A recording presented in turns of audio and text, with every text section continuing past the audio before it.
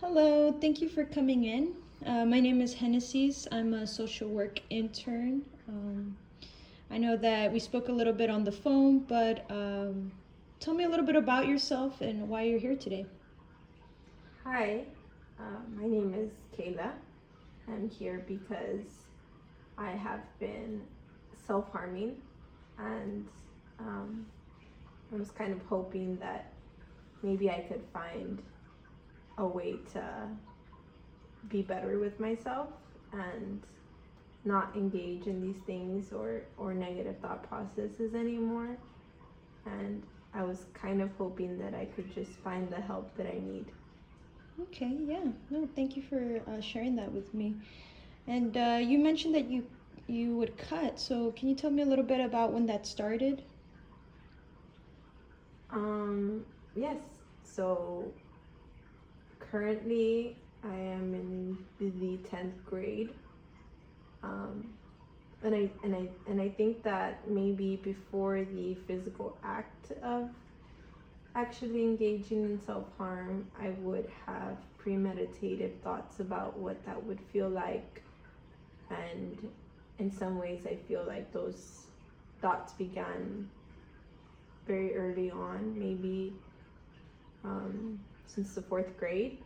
I would think about wanting to do that and how I could get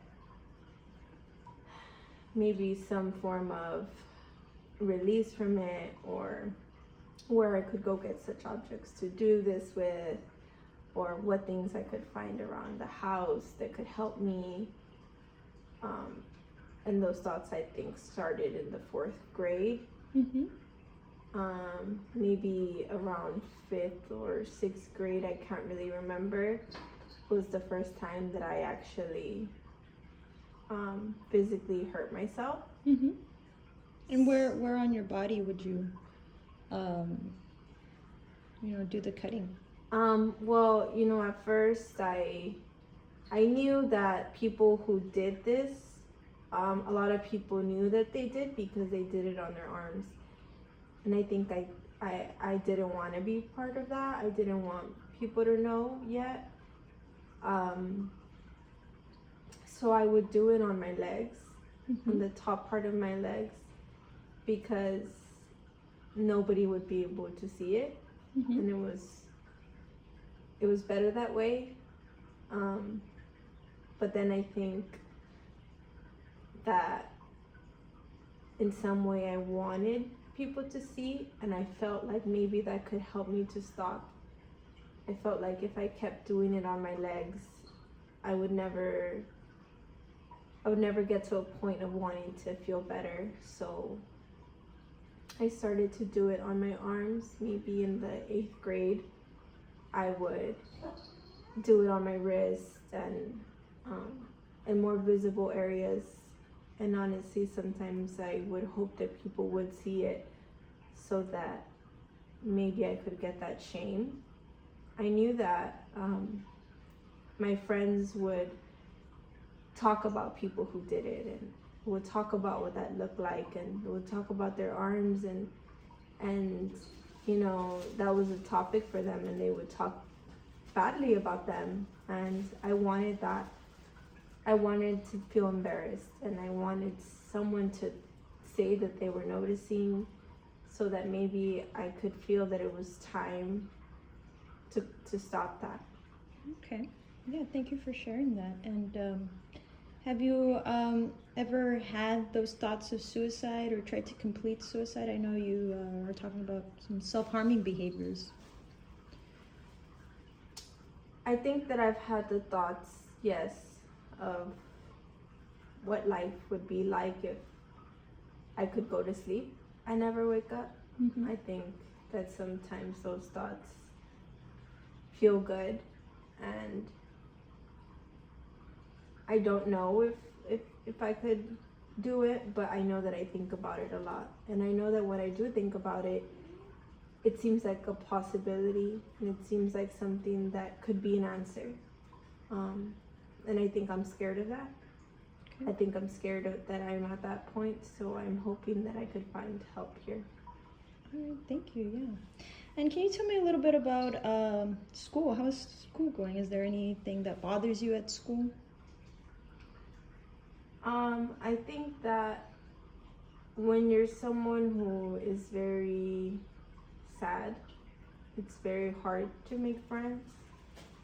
And I think that everybody around me is going through fun things, you know. I think when you're in the 10th grade, a lot of people are going through exciting things, and they're going to football games, and they're dating, and they're going to the mall. And I'm not involved in those things because it's really hard for me to pretend I'm happy. Mm-hmm. I don't want to hear about other people's happiness either, because I don't have that happiness. Okay. And I think it's very hard when people start to talk about their families and summer vacations and where they're going this year and where they went last year and what they got for Christmas and how they're going to the movies with their family. And I think that makes me spiral into deeper sadness. And I feel like I've been isolating myself from my friends because I don't want them to know that I'm as sad as I am, or that my life is not as happy as theirs.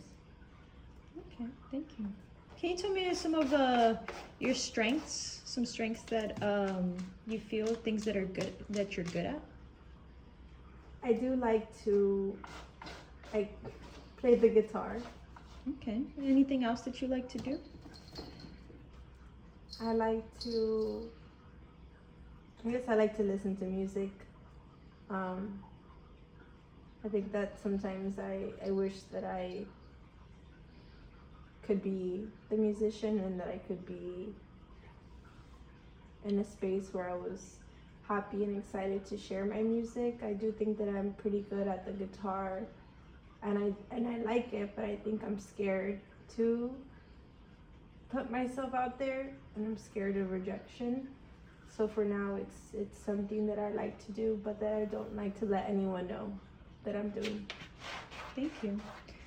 How about any weaknesses that you feel that maybe you're not so good at? I guess being social and hanging out with my friends and finding things to talk about with my family and just talking in general. I think I never have anything good to say, and I think I never have anything that people want to hear. Okay. And how about, I know that you're here, but do you have any goals that you have for your time in treatment? I think my goal is to lessen my negative ways of thinking and to be able to confide in other people, maybe who are like me, and make friends even, maybe, and find ways to communicate the way that I feel.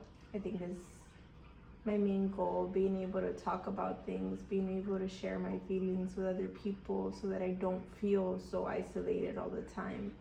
I know that other people are going through things like me, but it's very hard when no one admits it. And I feel like my time in care can help me find people who are like me, and maybe we can help each other. Okay, thank you. And have you ever thought of any positive coping strategies? Things that you do whenever there might be a high stress situation? I think I like to think about playing music. And there's a local coffee shop where sometimes they have open mics and they let people play the guitar or sing, and I've gone once or twice, and I think it's something that I wish that I could one day do. And I think about that whenever things may feel sad. I think about trying to be happy and trying to control my emotions so that maybe one day I can go and I can play the guitar there for maybe even a group of friends or people that I meet here, and anyone who can support me. Okay, yeah, no, thank you. Thank you for sharing that. I appreciate the time you spent here today with us, and we can have these weekly meetings. We'll come up with a treatment plan together that will work for you, and we'll continue these discussions. Thank you very much, Kayla. Thank you.